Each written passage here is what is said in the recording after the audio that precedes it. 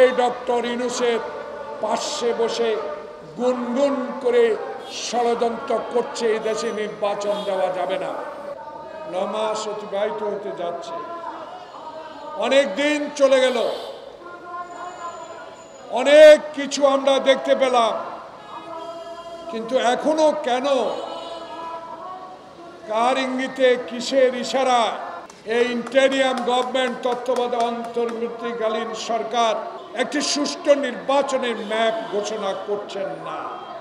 অনেকেই বলছেন আগে সংসদ নির্বাচন, আগে উপজেলা ইউনিয়ন নির্বাচন হোক, গণপরিষদের নির্বাচন হোক, কিন্তু আমরা যারা অতীতে আন্দোলন সংগ্রামী ছিলাম, যারা হাসিনার কাছে যে অধিকারটুকু ফিরিয়ে আনার জন্য, ভোটাধিকারটা ফিরিয়ে আনার জন্য, দিনের ভোট দিনে করার জন্য, আর যেন 154 জন বিনা প্রতিদ্বন্দ্বিতায় নির্বাচিত না হয়, সেই জন্য আন্দোলন করে বিএনপি থেকে 5000 এবং জুলাই বিপ্লবে 1000 খানিক ছাত্রের যে রক্ত বিসর্জন দিতে হয়েছে, সেই ভোটাধিকারটা ফেরত চাইছি।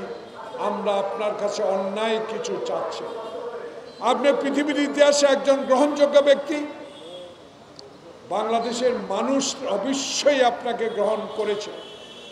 আপনার কথা মানুষকে মুগ্ধ করে, আপনার চালচলন মানুষকে মুগ্ধ করে, কিন্তু একটা বিষয় যেন মানুষের মধ্যে সন্দেহ জাগ্রত হচ্ছে। নির্বাচন নিয়ে যখনই কথা বলি, একটি রাজনৈতিক দল, দু একটি রাজনৈতিক দল বলা শুরু করে বিএনপি শুধু নির্বাচন নির্বাচন কেন বলে। যখনই আমরা নির্বাচনের কথা বলি, তখনই আমাদের সমালোচনা করেন। নির্বাচন দিলে কারা ক্ষমতা আসবে জনগণ ঠিক করবে। যে মঈন ফখরুদ্দিন বেঈমানি করেছে বাংলাদেশের জনগণের সাথে 3 মাসের কথা বলে, যারা 2 বছর বাংলাদেশে শাসন করে বাংলাদেশের অর্থনীতির মেরুদণ্ড ভেঙে দিয়েছিল, লুটপাট করেছিল, সেদিন বেগম জিয়া বলেছে অন্তত জরুরি আইন তত প্রত্যাহার হবে।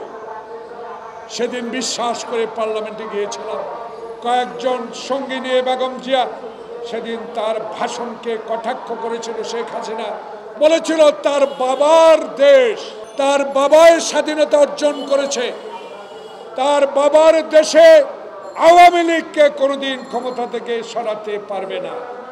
আল্লাহর কি রহমত, 16 বছরে টিকেছিলেন।